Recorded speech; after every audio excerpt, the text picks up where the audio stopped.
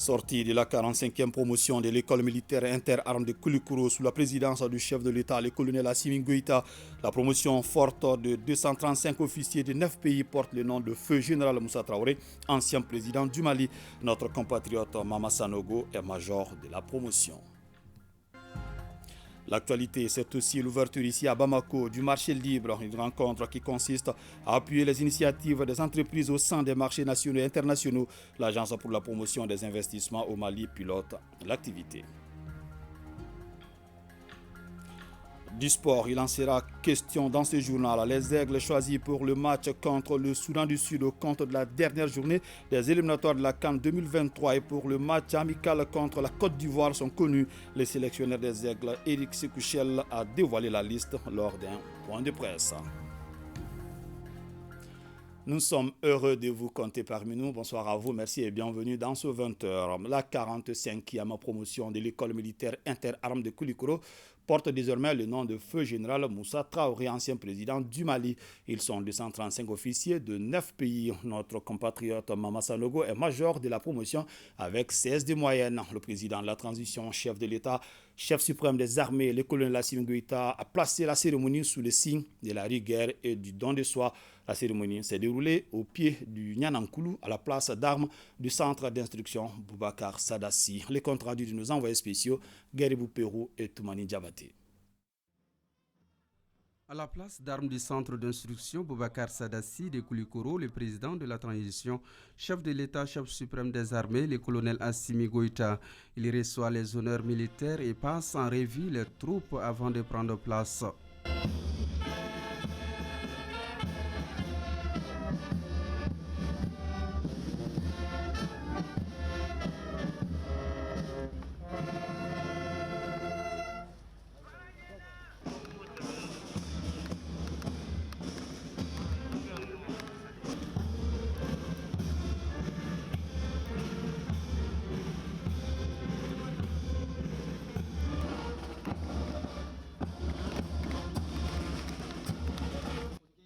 Ils sont 235 officiers à boucler la formation de 2 ans, parmi eux 51 personnels féminins. Ils sont maliens, étrangers des pays alliés ou amis. C'est la 45e promotion de la prestigieuse école militaire interarmes de Koulikoro. Ils ont en moyenne des années d'expérience dans les métiers des soldats.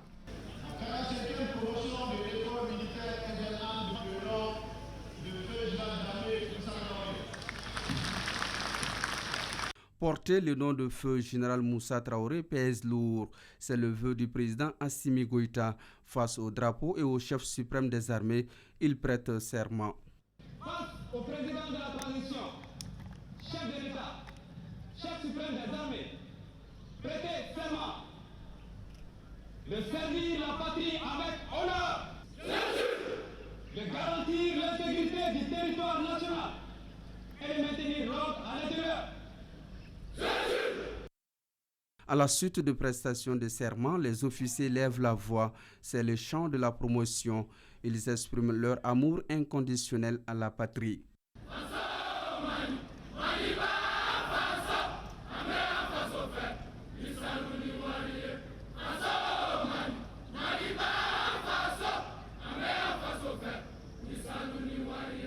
Une armée a toujours besoin d'un chef.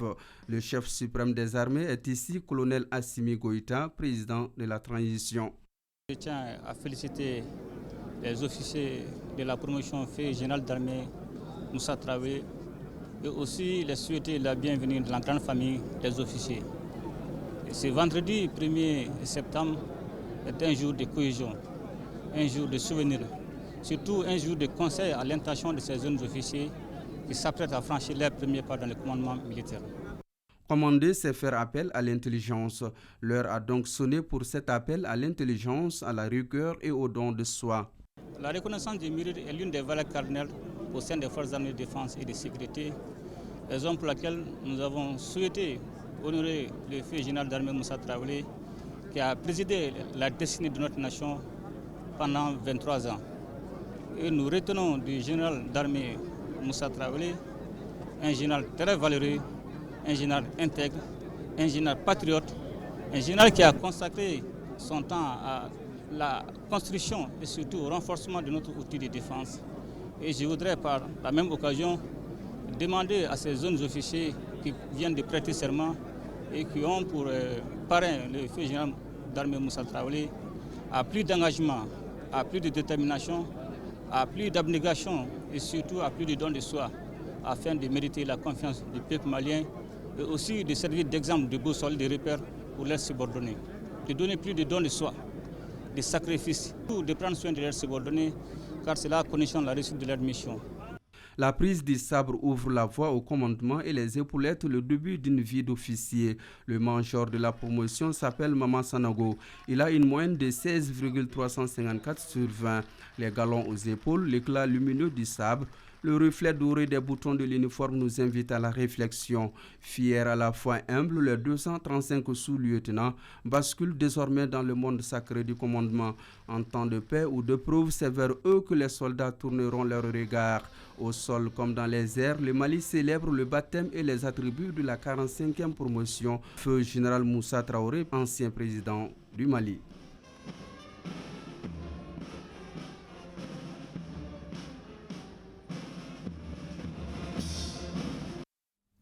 Et la hiérarchie militaire espère que cette promotion forte de plus de 2200 officiers renforcera efficacement les rangs des forces armées de sécurité du Mali pour le maillage complet de notre territoire. Les nouveaux promus ont été invités à s'inspirer de leur parrain feu général Moussa Traoré qui fut un militaire convaincu et engagé. La synthèse des différents discours avec Boubacar Sissoko.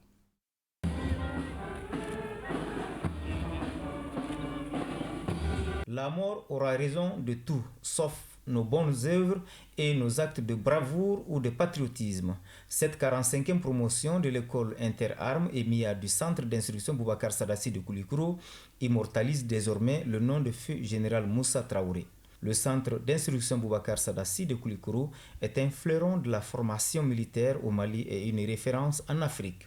Le centre d'instruction Boubacar Sadassi a pour mission d'apporter aux forces armées maliennes un appoint permanent en termes de formation et de perfectionnement d'officiers de valeur, dans un monde où les missions confiées aux armées sont de plus en plus complexes. Il forme non seulement des chefs sur le plan militaire, mais aussi des bâtisseurs de la nation, tout en bâtissant sa réputation vers une institution de leadership. Il est fier de revendiquer, parmi plusieurs décennies de son existence, parmi ses diplômés et cadres formés, des présidents de transition, dont vous-même, plusieurs généraux, plusieurs ministres du gouvernement, des gouverneurs de région, des ambassadeurs, des grands fonctionnaires de l'administration publique et internationale. Le centre d'instruction Boubacar Sadassi, ce haut lieu de l'instruction militaire, est un centre au sein duquel le métier d'officier, l'art d'être chef et ses indissociables valeurs intemporelles d'honneur, de patriotisme, de courage et de discipline sont inculqués à ceux qui se destinent à la défense obstinée et à la protection résolue du peuple. Une armée de métiers et professionnels ne saurait être efficace sans des soldats aguerris, bien formés et équipés. Les éléments de la 45e promotion feu général Moussa Traoré doivent s'inspirer du parcours de leur parrain pour son sens élevé de patriotisme et d'homme d'État. Quant à vous, officiers de la promotion feu général d'armée Moussa Traoré, vous portez désormais sur vos épaules la charge sacrée de défendre nos valeurs, notre souveraineté et la sécurité de la patrie. Je vous exhorte à rester fidèles aux valeurs fondamentales et caractéristiques de l'officier, à savoir la rigueur, la droiture, le sens élevé du devoir. Les défis sécuritaires sont réels. La promotion feu général Moussa Traoré doit servir de poutre à l'ensemble des forces armées et de sécurité du Mali dans ce contexte, souligne le chef d'état-major général des armées. La hiérarchie militaire ne doute pas un instant que nos forces armées sauront vaincre les forces du mal afin de continuer le maillage de notre territoire. Le peuple malien et ses forces armées et de sécurité continuent de faire face à des défis sécuritaires multiples et complexes avec des groupes armés terroristes ayant subi de fortes attritions, se gardant toujours des capacités de nuisance, de pose d'engins explosifs improvisés, des harcèlements et des pressions sur les populations civiles. La montée en puissance observée, la poursuite de la dynamique enclenchée par les forces armées et de sécurité maliennes et les victoires remportées sur les groupes armés terroristes sont porteurs d'espoir. Le serment pris par les officiers d'active de la 45e promotion fait général Moussa Traoré rassure déjà qu'ils sont engagés à protéger leur patrie contre vents et marées.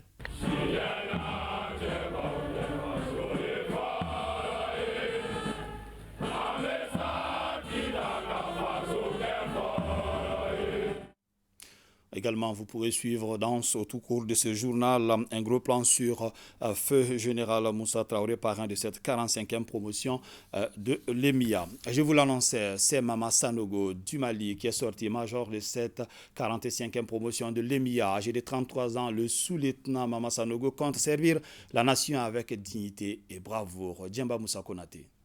Monsieur le Président de la Transition, chef de l'État, chef suprême des armées, mettez-vous!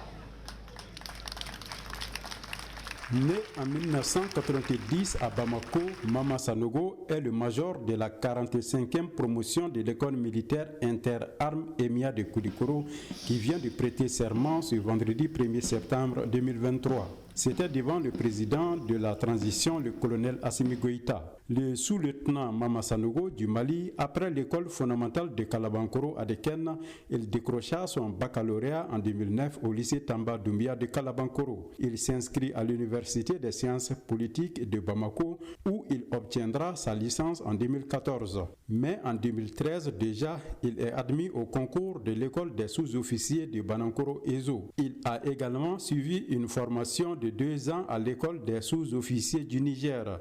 Admis au concours d'entrée de l'EMIA en 2021, Mama Sanogo s'est fait distinguer durant son séjour à cette école de référence sous-régionale comme un militaire endurant, discipliné, courageux et dévoué. Oui, moi c'est que c'est juste, comme le demande la vie militaire, d'abord il y a la discipline, l'endurance et puis chercher toujours à se perfectionner, que ce soit de façon intellectuelle, physique, à relever toujours les défis, être assidu et être correct dans tout ce que vous faites.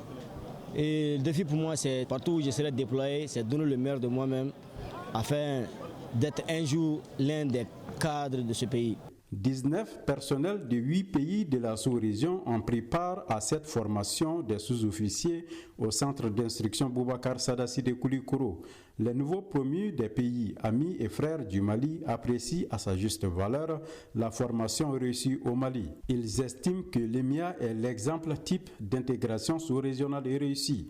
Premièrement, j'apprécie d'abord le comportement de tout un chacun de nous. Deuxièmement, j'apprécie la qualité de la formation. Et troisièmement, j'apprécie le comportement et l'instruction de nos chefs et de nos encadreurs.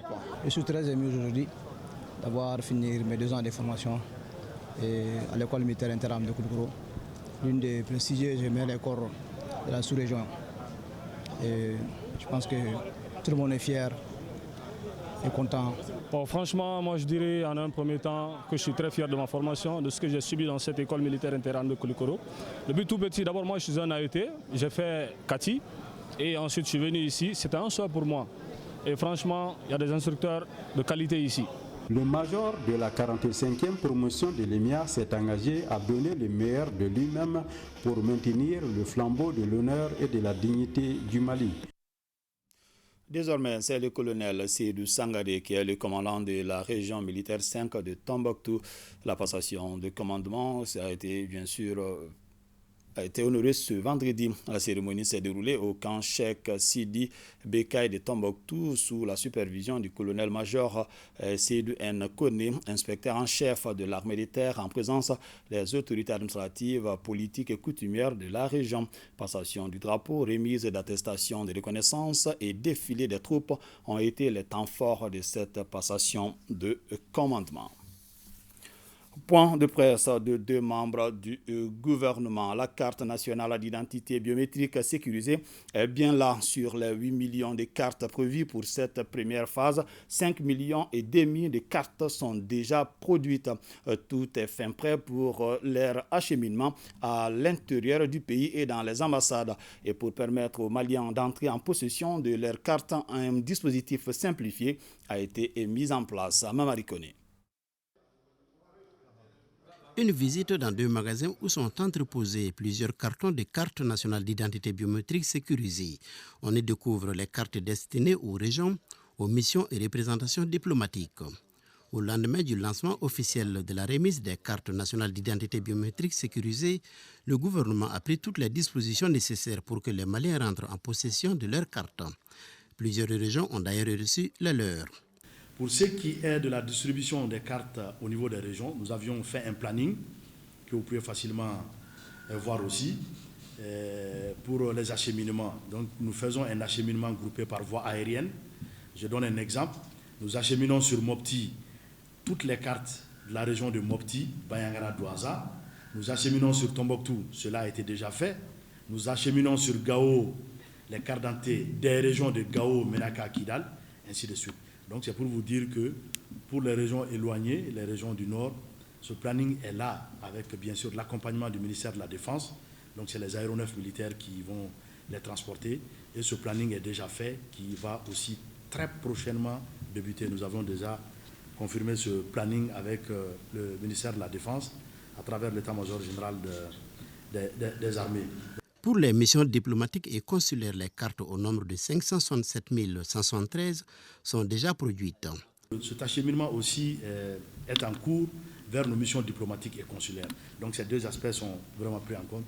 Sur ce plan, il n'y a pas d'inquiétude. En raison des difficultés constatées sur le terrain, notamment l'indisponibilité des cartes, une institution interministérielle a été prise. Travaillent en synergie les départements de l'administration territoriale, de la sécurité et de la protection civile, ainsi que celui des affaires étrangères, sous la supervision de l'autorité indépendante de gestion des élections. Il était très important pour nous de tirer tous les enseignements de la remise antérieure d'autres documents administratifs. Je me souviens de la carte Nina ou d'autres documents, où malheureusement, des fois, il y avait beaucoup de difficultés, excusez-moi de l'expression triviale, et souvent cette remise se faisait dans la pagaille, que nous avons estimé qu'il était bon de réfléchir et d'avoir un bon dispositif cohérent de remise de la carte nationale d'identité biométrique sécurisée de manière ordonnée à son titulaire. Un autre défi, c'est le défi de l'économie et de la mutualisation de nos ressources. Nous sommes dans une transition. Il y avait deux possibilités, soit attendre dans un premier temps la production et la personnalisation de la carte nationale d'identité biométrique et démarrer dans un second temps la distribution. Nous avons estimé que le temps n'était pas du tout en notre faveur et qu'il fallait, autant que faire se peut, mener les deux opérations de manière simultanée. C'est la raison pour laquelle la société SVA qui est là, que je remercie et félicite au passage pour leur professionnalisme, produisait la carte, la personnalisait, et au même moment, nous avons commencé à distribuer les cartes qu'on avait entre nos mains. En vue de la distribution en masse prévue pour très bientôt, un dispositif simplifié et bien organisé a été retenu. Il y a un plan d'acheminement de l'important stock de la carte nationale d'identité que vous allez voir dans quelques instants. En prélude à cette grande distribution, nous avons mis en place une commission de distribution de la carte nationale d'identité biométrique. Dans toutes les circonscriptions administratives, les représentants de l'État vont créer par décision des commissions de remise. Commissions de remise dans lesquelles, bien entendu, il sera également précisé les différents sites de remise.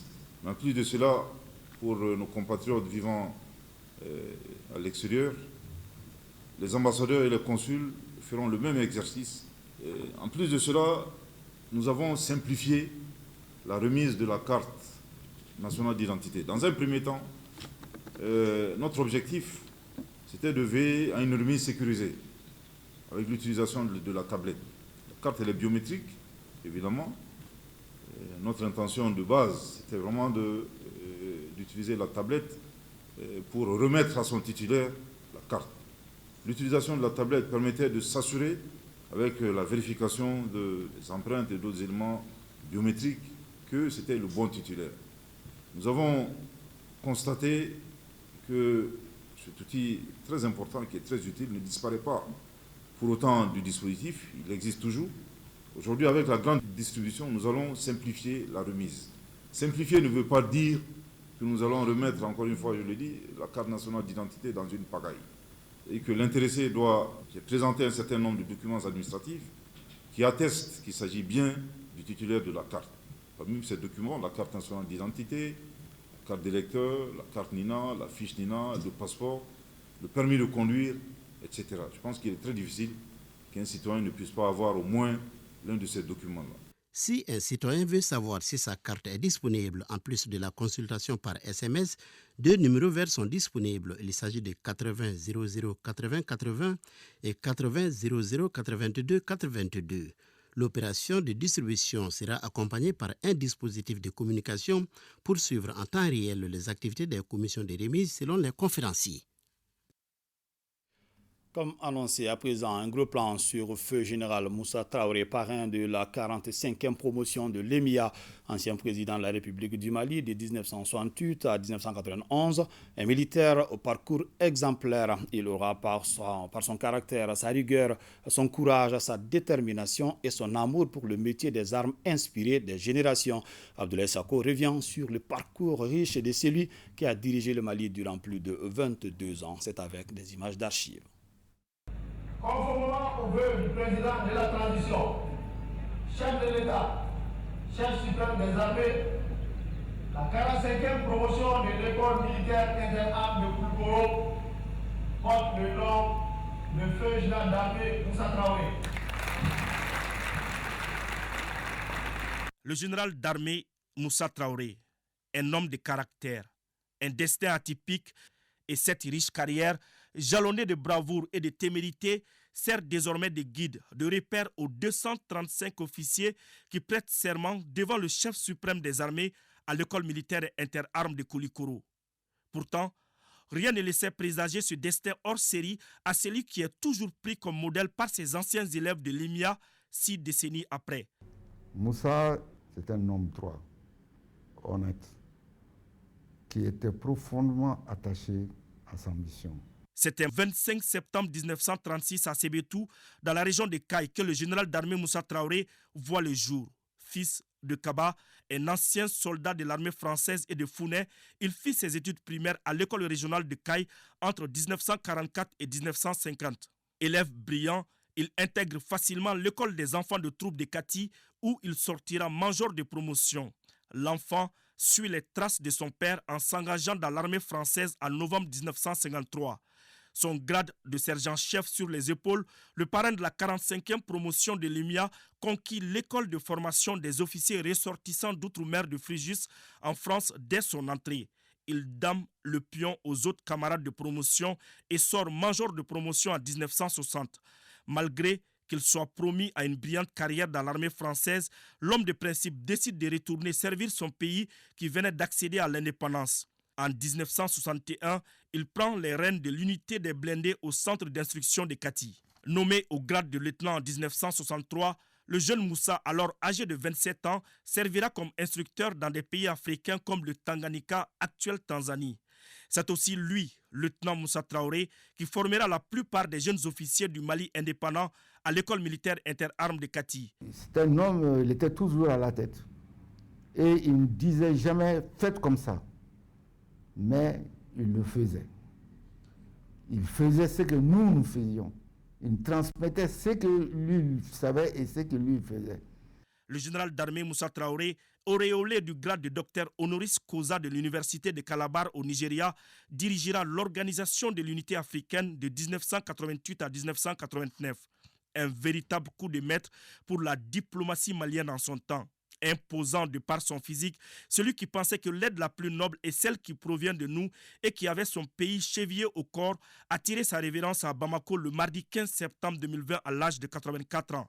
L'ancien président de la République laisse à la postérité et surtout à cette 45e promotion un lourd héritage. Moussa était un homme de rigueur. Il avait une vision et il était profondément attaché à cette vision. On pouvait ne pas être d'accord avec cette vision. Mais lui, il croyait. J'ai dit que l'homme était un militaire, un fantassin. Quand il s'accroche, il n'abandonne jamais. Devant un tel hommage, celle qui a partagé sa vie ne tarit pas de bénédiction pour les autorités de la transition.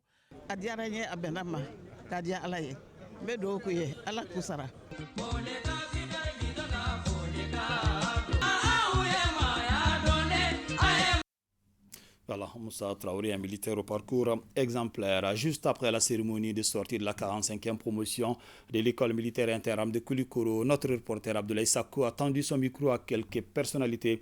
Elles sont diplomates accréditées dans notre pays, parents ou citoyens. Tous saluent l'effort des autorités de la transition dans l'équipement et la formation des forces armées maliennes. Suivons ces réactions.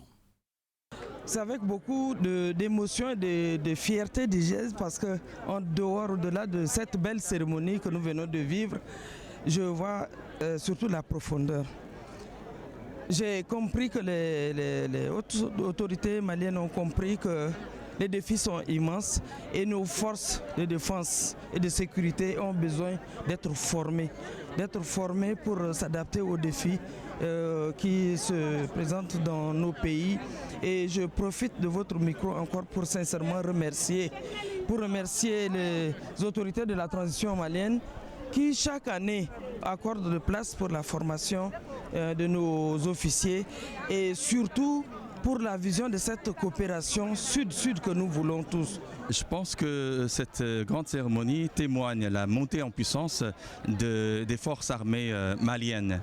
Et je tiens à féliciter ces jeunes élèves qui ont choisi le métier militaire. Ça veut dire qu'ils ont choisi de mieux servir son pays, de sacrifier sa vie pour protéger le peuple malien. Alors, en tant qu'ambassadeur de Chine, pays ami du Mali, je souhaite la paix et la stabilité du Mali et la prospérité de son peuple. Je voudrais tout simplement saluer l'investissement qu'ils font dans la formation des cadres. On a vu le grand accroissement d'effectifs qu'il y a eu pour la sortie de cette promotion. Les promotions qui avant étaient aux environs de 40 à 50 officiers sont montées autour de 200. Cela prouve la détermination qu'ils ont pour avoir des jeunes officiers qui devront encadrer la montée en puissance de l'outil de défense nationale qui sont les FAMA. Or, c'est un outil extrêmement important pour la souveraineté du pays, l'intégrité territoriale et véritablement la défense des intérêts du Mali en tout lieu. Cela est à saluer. Je voudrais aussi magnifier la coopération entre le Mali et le Sénégal. Dans cette promotion qui vient de sortir, il y a des Sénégalais. De la même façon qu'au Sénégal, si vous allez dans nos écoles, vous trouverez des Maliens. Donc cet échange de cadres, cet échange de formation symbolise une confiance mutuelle entre nos deux États qui font que nos cadres, nous pouvons les donner au Mali pour la formation, de la même façon que le Mali donne ses cadres au Sénégal pour la formation. Une belle cérémonie, bien séquencée, un bon nombre de jeunes, de nos enfants qui sont engagés pour servir dans le métier des armes, à un moment où l'Afrique, le monde vacille de toutes les crises sécuritaires, surtout notre pays. Cela réconforte les cœurs. L'engagement continue. Ensuite, 45e promotion baptisée Général d'armée Moussa Traoré. Une armée qui ne monte pas en puissance, qui est célèbre de par ses faits. Et en un court de temps, c'est la première promotion d'officiers de la 4e République. Cela en ajoute au bonheur. Ces enfants-là, tel que ça a été dit dans le discours, qu'ils s'imprègnent de l'intransigeance de ce grand monsieur qui fut Moussa Traoré, de son patriotisme, comme je l'ai dit, surtout de son intégrité morale et son amour pour ce pays. Le ministre des Affaires étrangères et de la coopération internationale a offert hier soir un dîner à l'ambassadeur de Turquie en fin de mission au Mali. L'occasion est bonne pour évoquer les relations diplomatiques fructueuses entre le Mali et la Turquie, relations basées surtout sur les échanges commerciaux, la formation, entre autres. Youssouf Diakité. Ce dîner offert par le ministre des Affaires étrangères et de la coopération internationale à l'ambassadeur de Turquie au Mali en fin de mission se veut une opportunité de rappeler la parfaite coopération entre les deux pays, Mali et Turquie. J'étais ici heureux de servir mon pays à un moment clé de l'histoire du Mali. Et il y a quelques jours, nous avons fêté la fête de la victoire. Et c'était la fin d'un combat contre l'impérialisme et l'occupation étrangère. Donc mon pays est en très bonne position pour comprendre ce que subit le Mali aujourd'hui et les challenges qu'elle doit confronter. J'ai été très heureux ici et je remercie beaucoup le gouvernement malien ainsi que tous les Maliens pour leur hospitalité.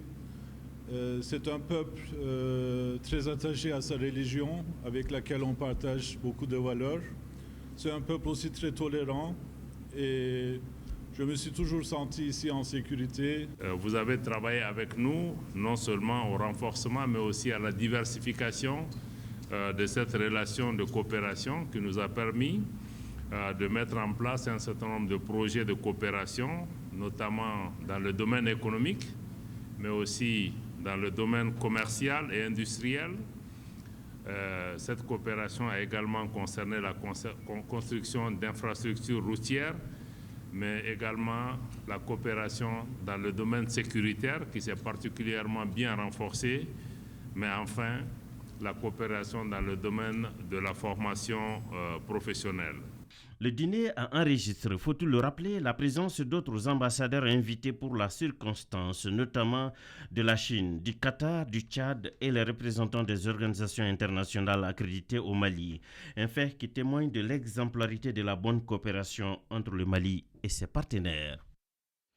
Le ministre de l'Éducation nationale récompense les 3 premiers de toutes les séries du baccalauréat malien session 2023. La cérémonie s'est tenue au Centre national des ressources de l'éducation non formelle. Le but est d'encourager les lauréats tout en leur prodiguant des conseils. Fadima Keita.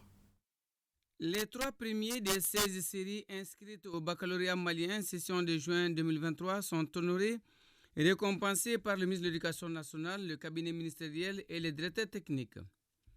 Les 48 lauréats reçoivent chacun une enveloppe symbolique. Les motions de félicitations, d'encouragement prononcées par le chef du département comme les maires bacheliers de l'année et leurs parents. L'éducation est la chose la plus importante dans une nation. Donc on doit la sauvegarder, on doit la maintenir et la traiter très bien. Je dois aussi rappeler que nous, les élèves, nous devons aussi bien travailler parce que nous sommes les futurs cadres de ce pays. Nous témoignons toute notre reconnaissance pour tout l'effort que vous fournissez pour l'éducation. Que Dieu vous assiste dans cette noble mission que vous accomplissez et qui vous donne la force de continuer dans ce sens. Lors de la remise d'enveloppe, le ministre de l'Éducation nationale les invite à maintenir le cap là où ils iront poursuivre leurs études supérieures et à honorer le pays. Le président de la transition, chef de l'État, le colonel Assimi Goïta, m'a instruit de vous recevoir et de vous exprimer toutes ses félicitations et son accompagnement. Donc, nous comptons sur vous, où que vous alliez, pour porter toujours très haut le drapeau du Mali. Les meilleurs cadres sont ceux qui ont reçu une solide formation académique, rappelle le ministre de l'Éducation nationale. Il précise en disant, je cite, « Aucun pays ne peut se bâtir sur l'à peu près, mais sur la qualité de ses ressources humaines utilisées à bon escient. » L'actualité, c'est aussi l'ouverture ici à Bamako du marché libre, une rencontre qui consiste à appuyer les initiatives des entreprises au sein des marchés nationaux et internationaux. L'Agence pour la promotion des investissements au Mali pilote l'activité. Pendant 2 jours, plusieurs thématiques seront développées par les experts du domaine. Boubacar Kanouté. Cette session met en relation les entreprises productrices et celles qui se sont spécialisées dans les achats de produits. Un espace qui vise à renforcer la collaboration entre décideurs et entrepreneurs. Aussi, elle appuie la structuration des entreprises féminines, la gestion fiscale et marketing, favorise un environnement propice à leur épanouissement socio-économique. Une véritable aubaine portée par le projet Women Business à travers l'ONIFEM et l'Agence pour la promotion des investissements au Mali. Nous espérons que ces 2 jours de B2B vont vous permettre de nouer des partenariats fructueux avec les entreprises qui ont manifesté, de par leur présence, leur intérêt à collaborer avec vous. Je m'engage personnellement à promouvoir vos efforts pour soutenir vos aspirations entrepreneuriales et contribuer à créer un environnement où chaque femme a la possibilité de prospérer. Le développement d'un pays passe nécessairement par l'autonomisation des femmes. C'est pourquoi les plus hautes autorités du pays accordent une place de choix à la question. Je tiens à vous témoigner ma profonde admiration pour vos entreprises que vous continuez à développer au quotidien dans un environnement des affaires souvent difficile. C'est aussi pour moi le lieu de vous féliciter pour votre passion, votre persévérance, votre résilience et votre courage. Vous incarnez l'esprit d'innovation qui anime notre nation. Votre détermination ouvre la voie à un avenir meilleur, non seulement pour vous-même, mais pour vos familles et votre société. Renforcer les capacités des femmes entrepreneurs, c'est leur doter d'une capacité d'analyse et de diagnostic afin de leur permettre d'apprécier et d'évaluer à la fois les outils de production, de conservation et de stockage, mais aussi les doter de ces capacités pour la maîtrise des mécanismes de fonctionnement des marchés. Promouvoir l'entrepreneuriat féminin est une priorité pour chacune et chacun. Le directeur de l'APPUI Mali a demandé aux bénéficiaires de saisir cette nouvelle opportunité en établissant des relations commerciales plus solides. La visite des stands tenus par les femmes a été l'un des temps forts de la cérémonie de lancement des travaux. De nouvelles usines d'égrenage de coton seront bientôt installées dans la filiale ouest de la CMDT Kita. L'annonce a été faite hier par le ministre de l'Agriculture, Lassine Dambélé, lors d'une rencontre avec les producteurs et cadres de cette filiale. On en sait plus avec Chaka Konaté. Les responsables et producteurs de coton de la filiale ouest de la CMDT Kita l'ont demandé à maintes reprises. Eh bien, c'est désormais un acquis. Deux nouvelles unités d'égrenage de coton seront construites, l'une à Kita, l'autre à Kokofata. Les premières pierres seront posées très prochainement. Toutes les conditions sont prêtes actuellement pour qu'on puisse venir faire la pose de la première pierre. Donc c'est déjà un motif d'espoir et ça permettra aussi aux populations de garder espoir par rapport à ce qui est en train de faire au niveau de la transition. Si on s'appelait la capitale de l'arachide, on est devenu également la capitale du coton. La CMDT, aujourd'hui, c'est l'espoir de la région de Kita. Nous avons déjà une usine à Kita. Nous avons la promesse de la pose de la première pierre de l'usine de Kokofata très bientôt. Et aussi la fin des études pour la deuxième usine de Kita même. Donc il va nous faire dans le moyen terme 3 usines d'égrenage, ce qui est énorme en matière d'emploi, en matière de production de graines. Quand ces deux nouvelles usines verront le jour, la filiale ouest pourra désormais égrener toute sa production cotonnière. Présentement, une grande partie de celle-ci est traitée par d'autres usines, une filiale qui compte cette année sur une production de 90 000 tonnes de coton et plus de 234 000 tonnes de céréales, et toutes les conditions ont été créées pour atteindre cet objectif. La campagne agricole se présente assez bonne au vu de l'analyse de la situation jusqu'à la date d'aujourd'hui. Il y a eu des semis, des ressemis, et c'est ce qui a donné comme résultat final de la non-atteinte des prévisions en coton, 90%. Mais pour les céréales, quand même, on a pu dépasser.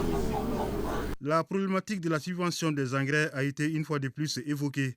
Selon le ministre de l'Agriculture, tous les acteurs concernés se retrouveront pour mener la réflexion sur la question et proposer des solutions. Il en sera de même pour la mise en place de la coopérative des utilisateurs de machines agricoles, CUMA, proposée par l'APECAM pour moderniser l'agriculture. Après l'hivernage, on ne peut plus faire notre fonction parce que nous n'avons pas d'eau. Nous n'avons pas de moyens d'exode d'eau. Et aujourd'hui, avec les changements climatiques, cultiver, c'est devenu vraiment quelque chose de difficile avec la charrue et les dabas, puisque l'hivernage ne débute pas comme on avait l'habitude. Donc une telle coopérative permet de rendre le service agricole aux paysans. Le paysan n'a pas forcément besoin de l'équipement, mais du service agricole. Et c'est ce service agricole qui va pousser aussi la productivité. Le ministre de l'Agriculture adhère à cette initiative, mais il émet des réserves. J'ai dit qu'il y a des préalables. S'ils se concertent et qu'ils se mettent ensemble pour trouver un bon mécanisme de gestion qui ne veut pas souffrir des insuffisances qu'on a connues au niveau du système de subvention nationale et également des problèmes que nous avons avec les centres de ruraux de prestation de services. Je crois que c'est une proposition qui peut être tenue. Mais au stade actuel, je me méfie de porter vraiment des idées qui ne sont pas totalement encadrées. La situation phytosanitaire est pour le moins calme, mais le ministre Dambélé appelle les responsables et producteurs de la filière ouest à rester vigilants. Enfin, une minute de silence a été observée en la mémoire du maire de la commune urbaine de Kita, Sori Ibrahim Dabou, décédé la semaine dernière. Le ministre de l'Élevage et de la Pêche était en visite dans la région de Bougouni pour s'enquérir des conditions de travail et recenser les difficultés au niveau des structures relevantes de son département. Cette visite a permis au ministre d'échanger avec les professionnels des filières de la pêche et de l'élevage. Jafar Haïdra. L'objectif de la visite du ministre de l'Élevage et de la Pêche est de s'enquérir des conditions de travail et des services déconcentrés de son département à Bougouni. Au cours de cette visite, il a échangé avec les professionnels des filières animales et les services techniques avant de visiter les infrastructures de production animale dans la ville de Bougouni. Là, le ministre Ba a été émerveillé par le parc à bétail qui est composé d'un parc à vaccination, un parc d'embarquement, un magasin et la laiterie. Et nous avons visiter les infrastructures que le département a réalisées au niveau de la région de Bougouni, en partie. C'est le marché à bétail de Kola, qui est un marché très important, hebdomadaire. Et nous avons effectivement vu qu'il y a beaucoup de réalisations pour le confort des populations qui sont là-bas. Toutes les réalisations ressortent à 196 millions de francs CFA pour la mise en œuvre du troisième principe édicté par nos hautes autorités, c'est de travailler pour le bien-être de nos populations. Le ministre, pour sa deuxième étape, il a visité les infrastructures de pisciculture dans la localité de Sélengué, des écloseries, des cages rectangulaires, des cages circulaires pour la production de poissons marchands et enfin échanger avec les acteurs de la pêche pour recenser leurs difficultés et prodiguer beaucoup de conseils. Nous sommes très impressionnés par ce qui est en train d'être réalisé par le secteur privé ici. Les investisseurs, je leur demande de venir pour vraiment contribuer à cette autosuffisance alimentaire et nutritionnelle par la pisciculture qu'on doit développer dans notre pays afin que nous ne importions plus de poissons, mais nous puissions avoir du poisson de bonne qualité dans nos assiettes. À noter que le ministre Ba a déploré au cours de sa mission la prolifération des dragues qui ont pollué toutes les eaux du Sankrani et du Baouli. À Koutiala, le projet Feed the Future Sougou a procédé à une remise de kits post-récolte du fonio à certaines organisations paysannes et unités de transformation des régions de Koutiala, Sikasso et Bougouni. Ces équipements made in Mali sont financés à 177 millions de francs CFA par l'USAID. Bremakone. Feed the Future Sougouiroua offre des kits de transformation du fonio à des organisations paysannes et unités des régions de Koutiala, Sikasso et Bougouni. Ces équipements made in Mali par Ousmane Kone, un artisan de sang, sont composés de 30 séchoirs solaires, autant de batteuses multifonctionnelles, de décortiqueuses et de thermosoudeuses à pédales. Je suis très contente. Je n'ai même pas un mot à dire, sauf que saluer Sougouiroua pour ces gestes-là. Ça va augmenter la production et ça va aussi nous aider à prendre d'autres personnes pour nous accompagner en matière de transformation. Ça va nous conduire aussi à l'autonomisation des femmes rurales, effectivement. La distribution en début de campagne des semences de fonio ainsi que la remise des équipements constituent pour moi des leviers solides devant stimuler la production du fonio et renforcer la sécurité alimentaire dans les régions bénéficiaires du programme. Ces équipements financés à 177 millions de francs CFA par l'USAID constituent un pan des activités d'urgence de Sougouiroua visant à renforcer la résilience de certaines communautés. Sougouiroua a bénéficié d'un fonds additionnel de près de 2 milliards de francs CFA pour des interventions d'urgence visant à renforcer les activités des 3 composantes du projet. Ce fonds supplémentaire a permis à Sougouiroua et ses partenaires d'accompagner directement plus de 60 000 personnes développer plus de 12 000 activités génératrices de revenus. Rappelons que le projet Feed the Future Suguirwa est entièrement financé à près de 12 milliards de francs CFA par l'USAID pour une durée de 5 ans. Il est mis en œuvre par Malimark, Hélène Keller International et CNFA. L'Agence nationale de communication pour le développement ANCD, en collaboration avec l'UNESCO, vient de démarrer à Ségou les travaux de l'atelier de renforcement des capacités des animateurs radio et journalistes culturels sur les manuscrits anciens. 2 jours durant, les participants venus de 6 localités du pays vont apprendre à réaliser des émissions et articles de qualité pour la bonne préservation des manuscrits anciens. Honorez-nous. L'atelier dont les travaux viennent de démarrer à Ségou vise à outiller des animateurs radio et journalistes culturels sur les valeurs historiques, scientifiques, culturelles et économiques des manuscrits anciens, choses qui leur permettront de vulgariser de bons messages d'information et de sensibilisation à travers des émissions radiophoniques en langue nationale. Vous êtes des acteurs très importants du processus d'information et de communication dans une société où les informations sont véhiculées de bouche à oreille. Et l'oralité a tendance à prendre le pas sur les informations fiables, issues de messages conçus, partagés et diffusés à travers des supports de communication appropriés. Présentation des manuscrits anciens et de leurs dimensions, échange sur le rôle et responsabilité des médias dans la préservation et la promotion des manuscrits anciens sont les principales activités au menu de ces 2 jours de travaux. La radio, étant le média le plus répandu et mieux approprié par les populations maliennes, en raison de son accessibilité à moindre coût, peut renforcer cette notion de patrimoine sous les aspects de l'héritage et de l'identité. Quant à la presse écrite et d'autres formes de médias qui mettent en récit et en image l'actualité, peuvent et doivent contribuer à fixer les images du passé, mais aussi à entretenir et alimenter la mémoire collective. L'atelier est une initiative de l'UNESCO en collaboration avec l'Agence nationale de communication pour le développement ANCD. L'ONG AFAD vient de boucler un atelier de 3 jours sur l'impact de l'évolution de l'espace civique sur les activités et les défis à relever au Mali. La rencontre s'inscrit dans le cadre du projet de renforcement de la société civile pour les droits de l'enfant, un projet financé par Save Children et ses partenaires. Mariam Koulibaly. Indispensable au bon fonctionnement des sociétés démocratiques, l'espace civique permet aux individus d'exercer leurs droits fondamentaux tels que la liberté d'expression, la liberté d'association et la liberté de réunion. C'est pour aider à garantir ces libertés que cet atelier intervient. On est dans un contexte de crise où vraiment l'espace civique n'est pas aussi ouvert que ça. Mais cela ne doit pas empêcher les organisations de la société civile d'évoluer sur le terrain dans l'intérêt supérieur des communautés.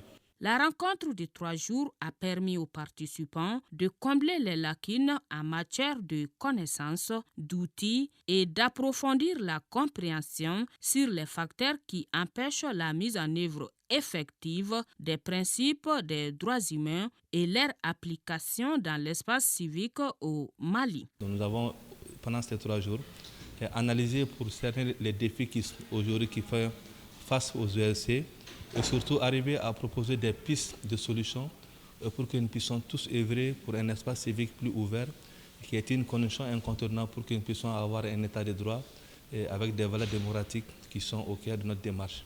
Je ne savais pas l'espace civique, la démocratie en tant que telle, mes droits à moi. Mais aujourd'hui, en ressortant de ces 3 jours d'atelier, je connais tout ça et je pourrais faire jouir de cela à mes camarades et à mes parents. La session s'est soldée sur l'élaboration d'un plan de suivi de l'espace civique. Un mot de sport. Les Aigles choisis pour le match contre le Soudan du Sud au compte de la dernière journée des éliminatoires de la CAN 2023 et pour le match amical contre la Côte d'Ivoire sont connus. Le sélectionneur des Aigles, Éric Sékouchel, a dévoilé la liste lors d'un point de presse. Serakatou Sissé et Gassou H. ont assisté à cette conférence pour nous. Le technicien des Aigles du Mali, Éric Sékouchel, a convoqué 25 joueurs tout en privilégiant la carte de la continuité. Les cadres Hambari Traoré, Mamadou Fofana Nojo, Boubacar Kiki Kouyaté et Ibrahima Kone sont là. certains signent leur retour en sélection.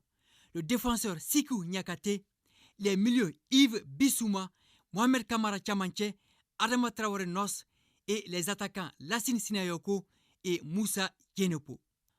On note l'absence de 2 joueurs cadres pour cause de blessures, El Bilal Touré et Amadou Haïdara Doudou. Qualifiés avec brio pour la CAN 2023, les Aigles du Mali, premiers du groupe G, 12 points, joueront au stade du 26 mars pour l'honneur le 8 septembre contre le Soudan du Sud, 4e 3 points éliminé. Ce match servira de revue de troupe au sélectionneur national Éric Sékou-Chel dans l'optique de la phase finale de la CAN en Côte d'Ivoire en janvier-février 2024. Soudan du Sud est un match important. Pourquoi? Parce que c'est un match à la maison. Comme depuis un peu plus d'1 an, les matchs à la maison sont apporteurs de choses qui sont intéressantes. Il faut qu'on continue dans cette vision-là, en vue de préparer les éliminatoires de la Coupe du Monde qui arrivent. Les regards seront également tournés le 12 septembre vers Abidjan pour ce match amical international face à la Côte d'Ivoire. J'ai plusieurs objectifs sur ce match. Le premier, c'est de découvrir le contexte en Côte d'Ivoire, c'est-à-dire bien sûr ce nouveau stade, bien sûr le public ivoirien, bien sûr le public malien qui sera très nombreux, et de jauger l'atmosphère un petit peu et d'être prêt au mois de janvier. Il y a un deuxième objectif qui est aussi de jouer contre une grosse équipe, parce que la Côte d'Ivoire est une grosse équipe avec des grands joueurs. Il y a un staff technique avec un entraîneur qui a peut-être 30 ou 40 ans de football. Donc c'est une très bonne opposition. Et puis aussi, ça va me permettre aussi de moi, le staff et les joueurs, de nous jauger sur un plan, on va dire, purement de la performance. Donc. Le regroupement débute le lundi 4 septembre dans un hôtel de la place. Le Mali, 8e africain et 51e mondial au dernier classement FIFA, est dans la cour des grands. Un accident de la circulation plonge ce soir la capitale malienne dans l'émoi. Il a provoqué la mort de 9 personnes et des blessés graves. L'accident a eu lieu aux alentours de la Tour d'Afrique. Le ministre de la Santé et du Développement social, Assa Badialo Touré, s'est rendu sur place pour apporter la compassion des plus hautes autorités du pays. Dans la foulée, elle a présenté ses condoléances aux familles endeuillées et souhaité prompt rétablissement aux blessés. La prise en charge est faite par les autorités de la transition. Madame la ministre a salué sur place l'engagement des médecins et les éléments de la protection civile. Écoutons colonel Assa Badialo Touré, ministre de la Santé et du Développement social. Elle est au micro de Boubacar Kanouté. Présenter nos condoléances aux familles endeuillées et à toute la nation malienne et souhaiter prompt rétablissement aux blessés. Déjà, ils sont là, toutes les dispositions sont prises.